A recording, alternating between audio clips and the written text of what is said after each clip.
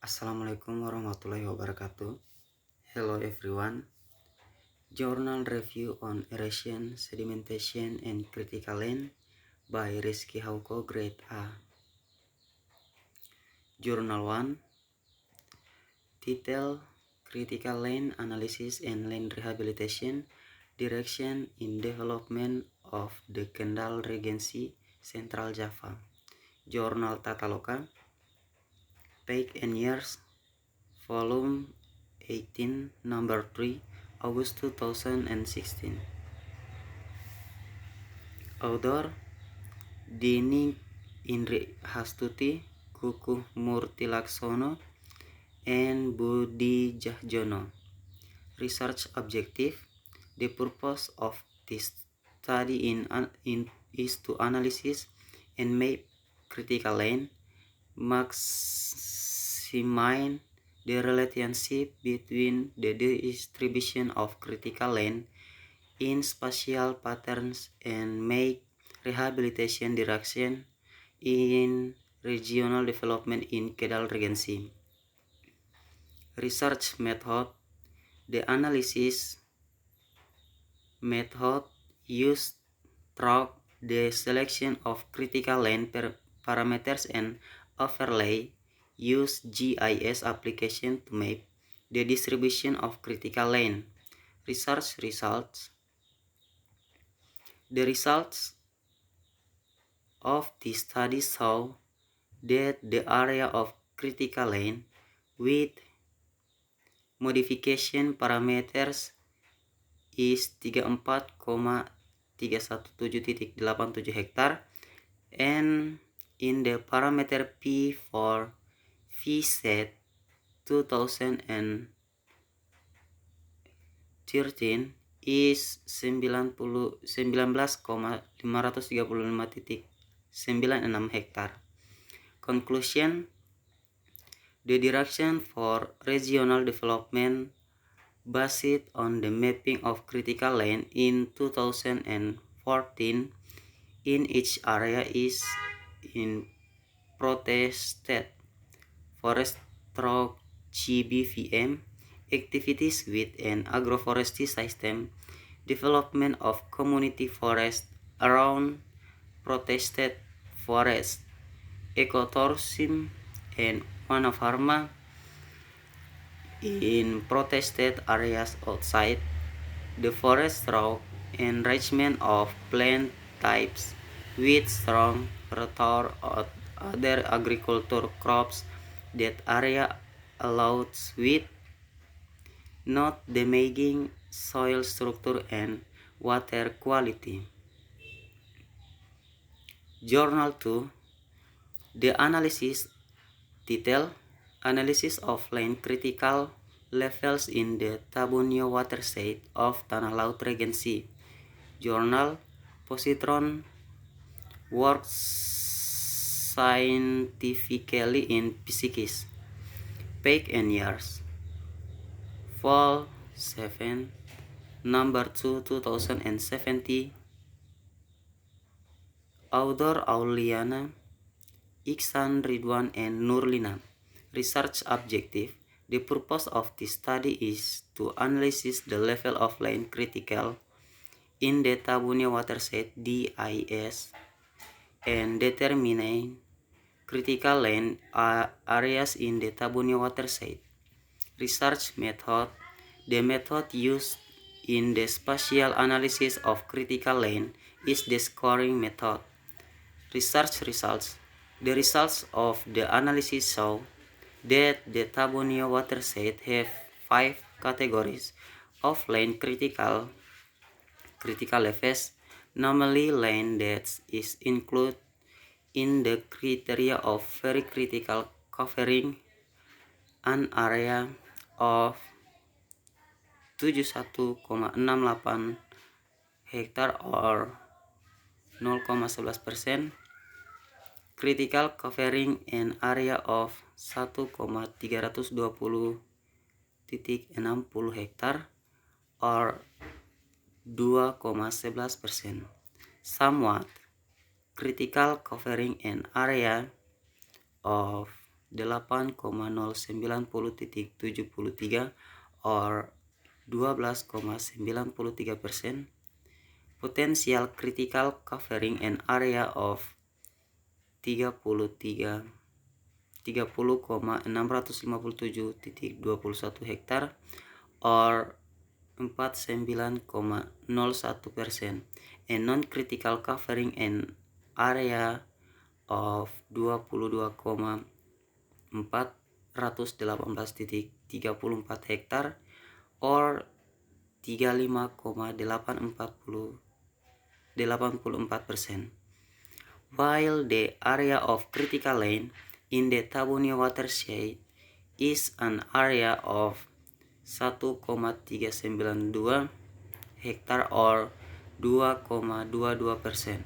We read the results are the sum of three areas, namely protected forest area of 836,08 hektar, agriculture cultivation areas of 353.33 hektar, and protected forest area outside the forest area of 200,85 hektar.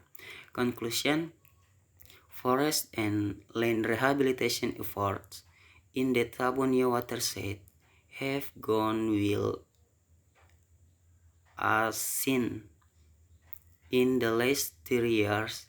Areas with very critical and critical categories are reduced due to the change of critical land into plantation.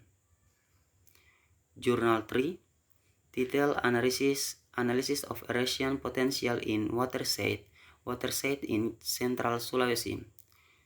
Journals Martech, Page and Years,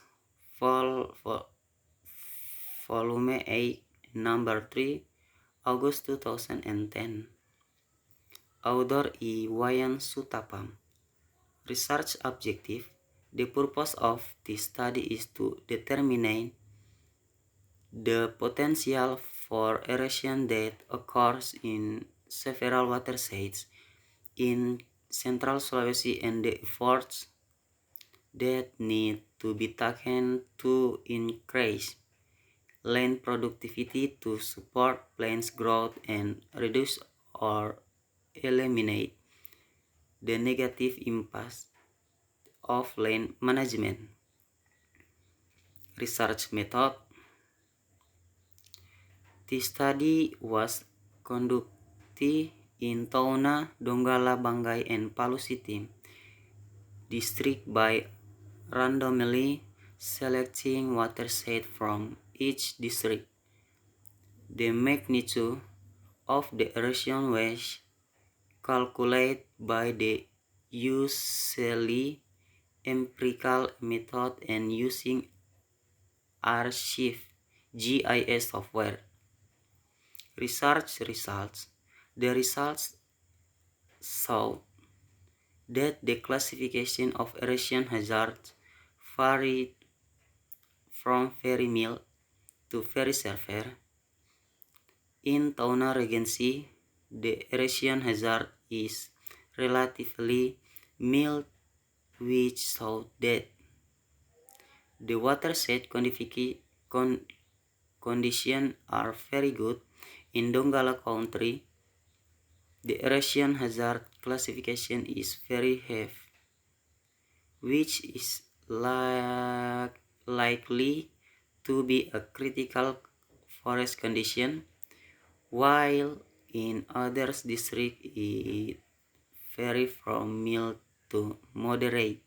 Conclusion: the classification of erosion hazard that occur varies from very mild to very severe. In Tauna Regency, the erosion hazard is very mild. This shows that the watershed conditions are very good. In Donggala Regency, Taweli and Loli Tasiburi watershed it is very heavy, meaning that the condition of the watershed is already very critical, while in other districts it is classified as moderate. Journal 4. Detailed sedimentation analysis at the mouth of the Saluangko River in Taunel Village, Kakas District, Minahasa Regency. Journal Civil Static, Page and Years, Vol 1, Number 2, May 2003. May 2013. Author Oliviana Mokonyote Mananoma, El Tanujaja and A. Binilang. Research objective. The objective to be achieved is this study is to analyze the bit lot at the mouth of the Saluangko River. Research methods.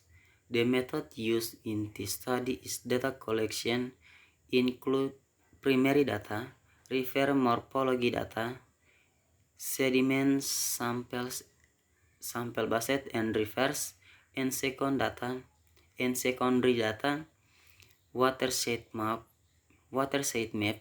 flow district data, which will then be restated for sediment sample in laboratory to calculate sediment specific gravity.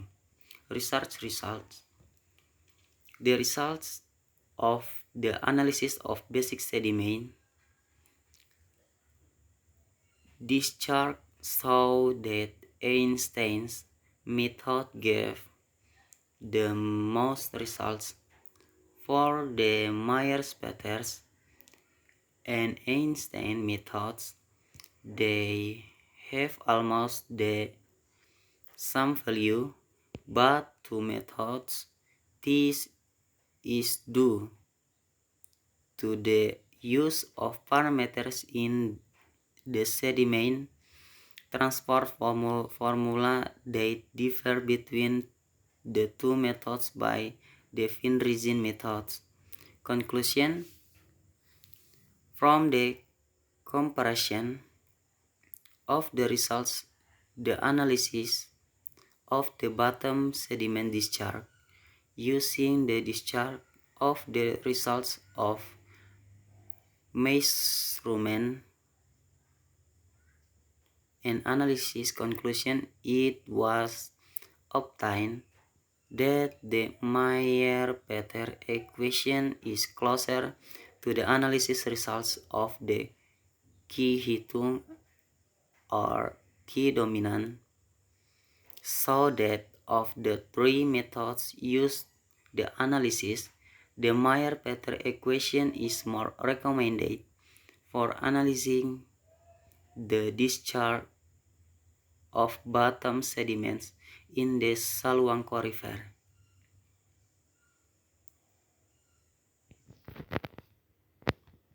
Journal 5.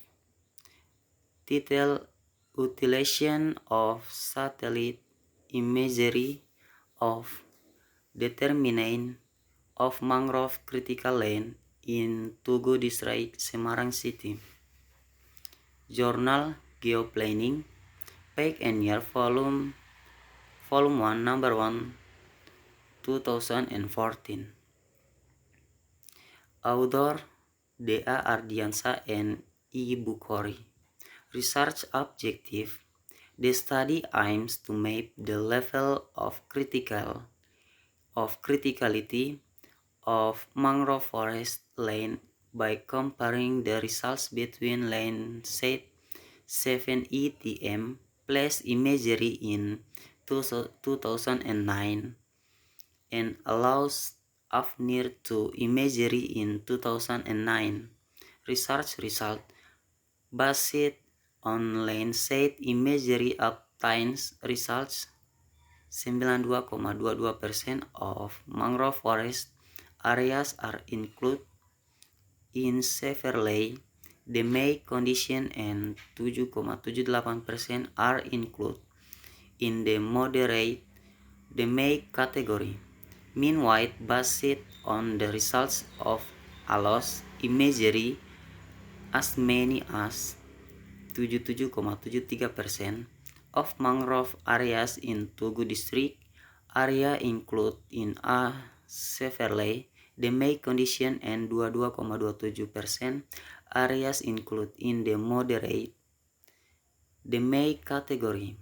Conclusion: from this study it can be concluded that ALOS imagery and Landsat imagery are good for determining mangrove critical lane, especially in identifying the area and distribution of mangrove forest in an area, but the mangrove critical lane map produced by Landsat imagery does not present in detail the classification of mangrove critical and condition in Tugu district.